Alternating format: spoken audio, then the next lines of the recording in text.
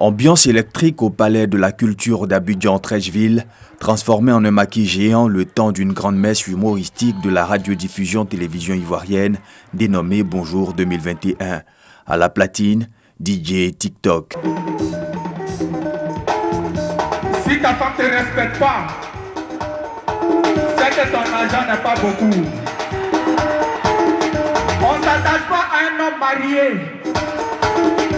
On le trouve et après, on le renvoie heureux chez sa femme.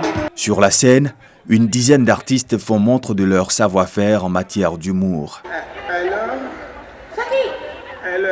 C'est toi, papito? Papa, oui, mais le téléphone de ton pépé fait quoi avec toi? Papa Bédé, il est au salon, il m'a donné pour jouer jeu.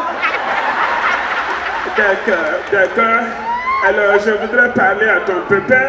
Tu veux Va parler lui remettre le téléphone. Tu veux parler à bébé? Bonjour 2021, c'est aussi la révélation des jeunes talents qui ont tenu le public en haleine. Premier rendez-vous, il peut poulet pour toi. La fille mange, et puis dit, bébé, allons se reposer. Comme si poulet donnait son fait. Ah, pas le syndicat! Un spectacle riche en blagues. Surtout, vois, Ibo, c'est bon. C'est que ce moment, il a ce nouveau.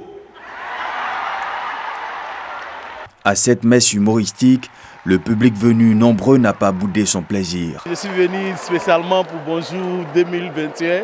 Je suis quitté à Londres spécialement pour cela. Et vraiment, chaque année, je me déplace pour ça. La prestation des humoristes est super, excellente. Je tiens à remercier la RTI par le travail de sélection des humoristes. Ils nous ont donné un fou rire, ils nous ont permis de nous déstresser et d'oublier tout le stress que nous avons fait au cours de l'année 2020. En dépit de la crise sanitaire, la RTI maintient son contrat de bail avec les téléspectateurs ivoiriens, explique Fousseni Dembélé. Nous avons offert ce spectacle d'humour qui a vu une marée humaine venir partager de beaux moments. Et je pense que ça augure du meilleur pour 2021. Pour Begré Mambé, gouverneur du district autonome d'Abidjan, également parrain de Bonjour 2021, ce rendez-vous annuel du rire se positionne aujourd'hui comme le trait d'union entre les différentes couches de la société ivoirienne. L'occasion extraordinaire qui nous est donnée de nous retrouver ici entre frères et sœurs ivoiriens, de communier ensemble, de rire ensemble, est une occasion rare où on retrouve toute la Côte d'Ivoire, géographique, ethnique, sociale, politique, philosophique même, et la Côte d'Ivoire de tous les caractères. Fini Bonjour 2021 à Abidjan, place à Bonjour Tour qui sillonnera les villes de l'intérieur du pays. Suspension de tout décaissement de fonds au titre de l'année scolaire 2020-2021, mais aussi exigence de présentation des différents bilans de gestion. Quelques recommandations de la ministre de l'Éducation nationale, Kandia Camara, aux différentes plateformes COGES le jeudi 24 décembre au cours d'une rencontre dont l'objectif était faire appliquer les décisions du chef de l'État visant à la suspension des cotisations COGES sur l'ensemble du territoire. Cette question qui concerne tous les parents que nous sommes se rapporte aux 10 414 COGES de l'enseignement préscolaire et primaire et aux 549 COGES de l'enseignement secondaire général public. Par cette décision du président de la République, son Excellence M. Alassane Ouattara, le gouvernement de Côte d'Ivoire, dans son rôle régalien, veut soulager les parents d'élèves d'une partie des charges scolaires. La ministre de l'Éducation nationale n'a pas manqué à l'entame de la rencontre de saluer la décision prise par le chef de l'État de supprimer les frais COGES. Elle a par ailleurs rassuré les acteurs de l'école. La mesure n'est pas une sanction mais plutôt un recadrage de la gestion des établissements scolaires en adéquation avec la vision du chef de l'État relative à la gratuité de l'école. Je rappelle que le cadre réglementaire établit les maires, les présidents des conseils régionaux, ainsi que les gouverneurs de district comme présidents des assemblées générales des COGES, organes de décision. C'est pourquoi, en me tournant vers les collectivités territoriales dont je salue l'action, Je les exhorte à s'impliquer davantage dans le suivi, le fonctionnement et la gouvernance des comités de gestion des établissements scolaires, en abrégé COGES. Pour l'heure, je vous invite au respect des consignes ci-après. Suspendre toute levée de cotisations et dépenses à compter de janvier 2021. Surseoir à tout décaissement de fonds à compter de janvier 2021. Faire le bilan de vos trésoreries. Nous prévoyons dès janvier 2021 une tournée de sensibilisation et d'information pour un large partage. Une rencontre d'information mais aussi d'échange. En clôture, la plateforme de COGES a lu un communiqué pour marquer son adhésion et son désir d'accompagner les décisions prises par les autorités gouvernementales.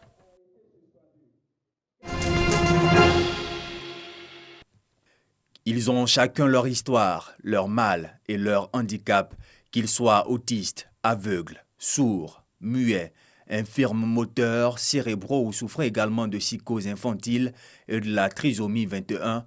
Les enfants handicapés sensoriels, moteurs, psychiques et visuels sont pour la plupart abandonnés par leurs parents à la naissance. À la pouponnière de Dabou, ces enfants n'ont pas été oubliés à l'occasion de la célébration de Noël. Ils ont reçu la visite d'une entreprise de fabrication de divers articles venus avec des vivres et non-vivres. Ils ont besoin surtout d'amour. Ils ont besoin qu'on s'occupe d'eux, ils ont besoin qu'on les fasse sentir qu'ils ne sont pas différents de nous, qu'ils ne sont pas différents des autres enfants également. Donc composé de matelas, nattes, produits hygiéniques pharmaceutiques, de sacs de riz, pâtes alimentaires, boîtes de lait et d'huile. Une action de solidarité que n'a pas manqué de saluer la responsable du centre. Merci d'avoir pensé à nos enfants, qui sans des personnalités comme celles que vous êtes, seraient seuls dans cette grande société des hommes, auraient froid dans la charrue humaine et seraient sans espoir. Or, l'enfance est le symbole de l'espoir. Pour Maria Tokone, ministre de la Solidarité et de la Cohésion sociale, cet appui à la politique sociale du gouvernement est un bel exemple de solidarité qui doit inspirer plus d'un. C'est pour moi tout le signe que vous portez un intérêt particulier à la cause des enfants. Merci de donner aux plus vulnérables que sont ces 96 enfants de la pouponnière. Vous avez vu la joie, même si ce sont des handicapés, ils ont manifesté chacun sa joie avec notre présence. Merci infiniment. Merci d'accompagner l'État de Côte d'Ivoire. Créée en 1950, la pouponnière de Dabou est un centre de protection pour enfants handicapés. 96 enfants y sont à ce jour. Plus de 7 millions d'électeurs nigériens se sont rendus aux urnes ce dimanche 27 décembre pour élire leur président dans 26 000 bureaux de vote. Cette élection présidentielle placée sous le signe de l'alternance démocratique est couplée aux législatives.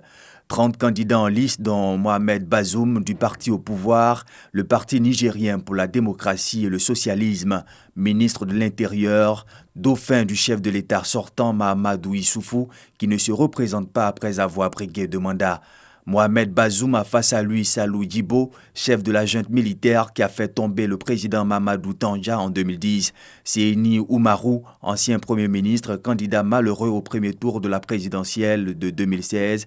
Mahaman Ousmane, ancien chef d'État en 1995. Ibrahim Yakouba, ancien ministre des Affaires étrangères, et Albadé Abouba, ancien cadre de société minière et de l'administration minière, plusieurs fois ministre de l'Intérieur dans les années 2000. Le Niger est confronté à un problème sécuritaire. À quelques jours des élections, des attaques meurtrières ont eu lieu à l'ouest et à l'est, faisant plusieurs morts, dont des soldats. Les bureaux de vote ont ouvert ce dimanche 27 décembre en République centrafricaine, où les électeurs doivent élire 140 députés et surtout le prochain président. Dans un pays encore marqué par la guerre civile et au territoire majoritairement contrôlé par des groupes armés, ce double scrutin est un enjeu majeur pour le président sortant, Faustin-Archange Touadéra, qui brigue un autre mandat, et pour la communauté internationale qui, depuis 2014, tente d'y maintenir une relative sécurité. Alors que les partis de l'opposition demandent au pouvoir de suspendre les élections dont les conditions de bon déroulement n'ont jamais été réunies. Pendant ce temps, la Russie et le Rwanda tentent de voler au secours de la Centrafrique. 300 casques bleus ont été dépêchés sur place pour renforcer et garantir la sécurité. 15 candidats sont en liste, dont le président sortant, Faustin-Archange Touadéra.